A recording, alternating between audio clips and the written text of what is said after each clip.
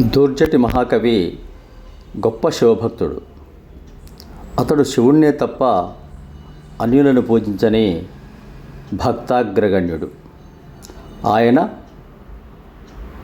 తన శ్రీకాళహస్తీశ్వర శతకంలో ఇహపరము అయిన ఎన్నో పద్యాలను మనకు అందించారు. వాటిలో ఒక రత్నాన్ని మనం ఈరోజు అనుసంధానం చేద్దాం. శ్రీ విద్యుత్కలితా జవంజవ మహాజీమూత పాపంబు ధారావేగంబున మన్మనొబ్జ సముదిర్నత్వంబు గోల్పోయితిన్ దేవా నీ కరుణాశరత్సమయమింతే చాలు చిద్భావన సేవన్ దామరతం పరైమనియదన్ శ్రీకాళహస్తీశ్వర.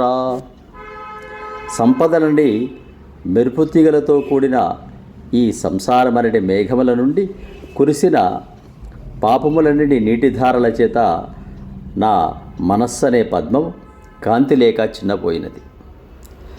నీ దయ అను శరత్కాలం వచ్చినది చాలు, ఇంకా నా మనస్సు అనే పద్మము వికసించుటే కాదు సర్వ సంపదలు కలవాడనై నీ యొక్క చిన్మూర్తిని ధ్యానించుచూ బ్రతికెదను.